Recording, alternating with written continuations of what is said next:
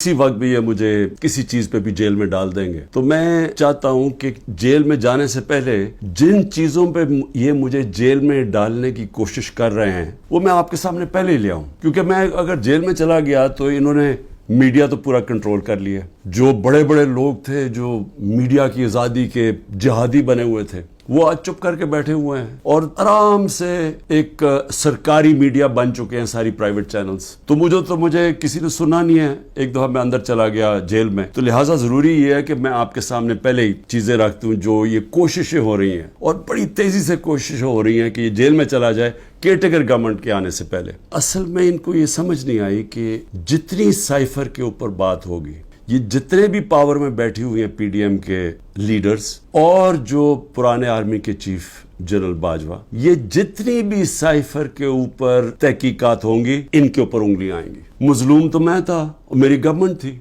Cipher किसके लिए पैगाम था? वो पैगाम उसी के पास था ना जिसके पास पावर थी, जिसके पास एजेंसीज थी, जो इन सबको भेड़ बकरियों की तरह उधर ले जा सकता था दूसरी तरफ और गवर्नमेंट करा सकता था। वो जनरल बाजवा था। तो मैंने बड़ी कोशिश की तब भी कि इसके ऊपर तहकीकात हो। मैंने पहले एक कमेटी भी बनाई जिसमें जनरल तारिक को हमने उसका हेड बनाया, लेकिन यहाँ इतनी ताकत है एक आदमी के पास कि वो जनरल तारिक जैसे आदमी ने भी कहा कि नहीं जी मैं ये इस कमेटी का हेड नहीं बन सकता। पूरी कोशिश की गई सुपर किंग ने कि किसी ना किसी तरह दब जाए बस साइफर की, इसके ऊपर बात ही ना हो। मैं इसलिए कह रहा हूं कि ये बार बार साइफर को लेके आते हैं तो वो उंगलियां तो उधर ही जानी है सुपर किंग की तरफ। जब कासिम सूरी ने अडजर्न की असेंबली और ये कहा कि साइफर में वाज़ेह है कि मुदाखलत हुई है पाकिस्तान के अंदर, और मैं इसलिए अडजर्न कर रहा हूं कि पहले इसके ऊपर तहकीकात हो, इंक्वायरी हो कि क्या ये साइफर इसके पीछे क्या था। इंक्वायरी में तो पता चलना था कि साजिश हुई है या नहीं हुई। तो उसने जब वो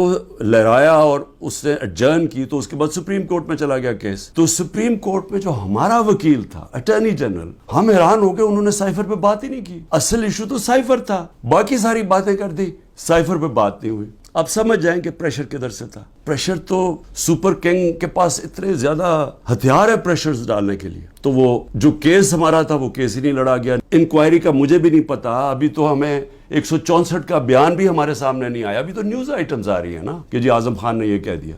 हमारे सामने तो अभी कुछ नहीं आया, क्योंकि मैंने अपने वकीलों से पूछा तो किसी की वकील को भी पता नहीं कि वो कौन सा बयान है आजम खान का जो 164 पे आता है। ये तो न्यूज आइटम्स आ रही हैं। तो अभी से ही वो कहना शुरू हो गया है कि जी इसने जेल में जाना है जो एफआईए का हेड है। तो एफआईए की क्या हैसियत रह गई? अल कादर यूनिवर्सिटी क्या है? चैरिटी की यूनिवर्सिटी। चैरिटी का मतलब ये कि सीरत नबी के ऊपर जो हमारा जो आइडिया है कि लोग लीडर्स निकले नबी सल्लल्लाहु अलैहि वसल्लम की सीरत के ऊपर चल के, जो दुनिया के सबसे बड़े लीडर थे, उसके ऊपर एक बेस किया।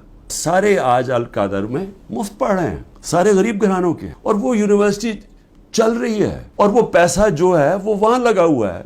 इसमें इमरान खान का क्या जाती फायदा है? इसमें मुझे ये समझा दें कि मुझे किधर से फाइनेंशियल बेनिफिट हुआ है। यानी अगर पूछना है फाइनेंशियल बेनिफिट तो देखें कि मलिक रियाज ने बिलावल हाउस बनाया यहाँ लाहौर के अंदर, जरा देखें कितने अरबों रुपए का बना है। वो देख लें कि जो लंदन के अंदर जो मलिक रियाज का 190 मिलियन पाउंड आया जो आज सुप्रीम कोर्ट में पड़ा हुआ है, तो उसमें से 50 मिलियन पाउंड उन्होंने घर खरीदा है लंदन में हसन शरीफ से, नवाज शरीफ के बेटे से। ये पूछें कि 18 अरब रुपया, कम से कम 17-18 अरब रुपया है। 18 अरब रुपए का नवाज शरीफ के बेटे के पास पैसा किधर से आएगा? पैसा भी यहाँ पड़ा है। अगर वो कहते हैं गलत मत में आ गया वो गवर्नमेंट ऑफ पाकिस्तान में, भाई आप पैसा पड़ा हुआ है सुप्रीम कोर्ट में, आप उन्हें कहें कि वहां उधर ट्रांसफर कर दें, लेकिन साबित करना पड़ेगा कि क्या ये पैसा मनी लॉन्ड्रिंग का था या नहीं।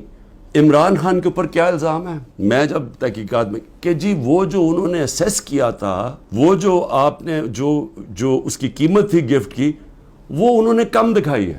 भाई अगर उन्होंने कम दिखाई है, वो लोग अभी भी बैठे हुए हैं, उनसे पूछें क्यों कम दिखाई है। मैं तो उनमें से किसी को नहीं जानता। मुझे तो जो मिलिट्री सेक्रेटरी आके बताता है कि जी ये कीमत है, ये आपने देना, मैं उसी के मुताबिक चला।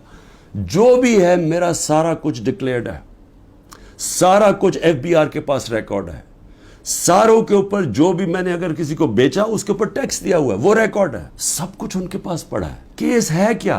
وہ کیس ٹرائل پہ چل رہا ہے, جج صاحب بڑی تیزی سے ٹرائل چلا رہے ہیں, سب جوڈس ہے, میں اس کے اوپر بات نہیں کروں گا, لیکن میں یہ ضرور چاہوں گا کہ ایک فیئر ٹرائل میں رہے, موقع ملے موقف رکھنے کا, اور میں یہ ثابت کروں گا کہ اس میں کوئی چیز بھی میں نے غیر قانونی نہیں کی.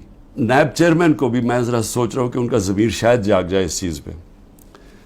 نواز شریف مرسیڈیز سب سے مہنگی گاڑی ہوتی ہے, بی ایم ڈبلیو اور مرسیڈیز مہنگی ترین گاڑی ہیں, وہ گاڑی خریدتا ہے جو کہ اس کو اجازت ہی نہیں ہوتی. 6,36,000 روپے میں سب سے مہنگی گاڑی مرسیڈیز 6,36,000 پہ لیتا ہے. پہلے تو کیا اس کی قیمت دیکھی, کوئی مرسیڈیز اتنی سستی آتی ہے, یعنی اس کی قیمت دیکھیں 42 لاکھ, کوئی مرسیڈیز پاکستان میں 42 لاکھ کی آتی ہے, تو اس نے صرف 6,36,000 دیا اس کا. تو پہلے تو چوری تھی کیونکہ آپ گاڑی نہیں نکال سکتے. پھر ذرا قیمت دیکھ لیں. میں اور بھی ویسے یہاں قیمتیں میں دیکھ رہا ہوں کہ میرے سے نیب والے پوچھ رہے تھے کہ جی آپ نے یہ بڑی آپ نے سستی چیزیں لی ہیں, مجھے تو پتہ ہی نہیں تھا, لیکن ذرا میں ایسی میری نظر پڑ رہی تھی, ایک پرلز کا نیکلس وہ سوچیں صرف 27,000 دے کے لیا نواز شریف نے. پھر میں رولیکس گولڈ بریسلٹ اور رولیکس 1,10,000 روپے پہ لے کے لیا. ون رسٹ واچ, کارٹیئر کی رسٹ واچ, چھوٹی بھی نہیں, اور وتھ ڈائمنڈز, ہیرے لگے ہوئے اس کے اوپر, وہ جی بڑی مہنگی انہوں نے خریدی 40,000 روپے میں. تو کیا نیب کو یہ نہیں نظر آیا کہ نواز شریف نے چوری بھی کی, ایک گاڑی بھی, اور قیمتیں انہوں نے نہیں دیکھی. زرداری صاحب دیکھ لیں, 3 گاڑیاں نکالی انہوں نے توشہ خانہ سے, 2 بی ایم ڈبلیوز, سب سے جو اس وقت کی مہنگی ترین بی ایم ڈبلیو کی بھی قسمیں ہوتی ہے 760U, اور بلٹ پروف, یعنی بلٹ پروف کی قیمت آپ سوچ لیں کہ اس کی قیمت کتنی تھی, 10 کروڑ روپے کی. تو وہ انہوں نے ایک بی ایم ڈبلیو وہ نکالی, پھر ایک دوسرا ماڈل وہ بھی سیکیورٹی والی, 2 بی ایم ڈبلیوز, اور پھر ایک ٹویوٹا لیکسس, یہ بھی بلٹ پروف. شہباز شریف اور اس کے بیٹوں کی آپ نے انکوائری بند کر دی, 7 ارب روپے کی انکوائری آپ نے بند کر دی. 7 ارب روپے کی انکوائری بند کیا کی, جس کے اندر یہ بچ ہی نہیں سکتے تھے. یہاں سے باہر پیسہ چوری کر کے بھجوایا, وہاں سے جس پیسے کی ضرورت تھی وہ انہوں نے ریمیٹنس کے نام پہ لے لیا, اور کوئی سوال نہیں پوچھتا. تو یہ جو شہباز شریف کا سارا پیسہ یہ جو آیا ہے, اس کا زیادہ تر پیسہ جو اس کی دولت میں اضافہ ہوا ہے, انہوں نے پوچھا نا نیب نے کہ جی اضافہ کدھر سے ہوا, جی ریمیٹنسز آئی ہیں. 90% انہوں نے دکھایا یہ جس طرح کہ جی وہ فلانے نے پیسہ بھیجا. جب انہوں نے چیک کیا وہ کون تھا, ایک کوئی پاپڑ والا تھا جو پاپڑ بیچتا تھا, اس نے کوئی کروڑوں روپیہ بھیج دیا ان کے اکاؤنٹس میں. پھر دوسرا ایک اور کوئی چینی والا, اس طرح کے لوگ تھے جو کبھی پاکستان سے بھی باہر گئے, ان کے پاسپورٹ پکڑے, ان کے نام پہ پیسے بنے. یہ اوپن اینڈ شٹ کیس تھا. مریم نواز, انہوں نے بی ایم ڈبلیو لی, کوئی مڈل ایسٹ سے کسی ان کو تحفہ ملا, توشہ خانہ میں نہیں بتایا کہ وہ آیا باہر سے تحفہ. جو بھی آپ کو باہر سے تحفہ ملتا ہے آپ کو ڈکلیئر کرنا پڑتا ہے, اور وہ جاتا ہے توشہ خانہ میں. انہوں نے توشہ خانہ میں نہیں دیا, اور اسی کو گاڑی کو پھر استعمال کر کے آگے بیچ دیا, اور بڑے نفع کے اوپر. مریم اور اس کے بھائی حسین کے بیچ میں ایک کانٹریکٹ سائن دکھاتے ہیں کہ جی ٹرانسفر ہوا ہے فلیٹ 2006 میں, وہ جس میں وہ سائن کیا, جو فونٹ تھی جس میں وہ ٹائپ آؤٹ ہوا, وہ ابھی آئی نہیں تھی فونٹ, وہ اگلے سال آئی. سیدھا عدالت میں جھوٹ بولا گیا, فراڈلنٹ کانٹریکٹ دکھایا گیا. ابھی تک وہ یہ نہیں بتا سکے کہ یہ 4 مہنگے ترین لنڈن میں محلات جن کے ان کا پیسہ آیا کدھر سے, ابھی تک کچھ نہیں. لیکن جج صاحب نے پوچھا نیب سے کہ جی بتائیں, وہ تو کہتے ہیں ہمارے فلیٹس ہیں, آپ ثابت کر سکتے ہیں؟ نیب نے کہا نہیں جی ہم نہیں ثابت کر سکتے.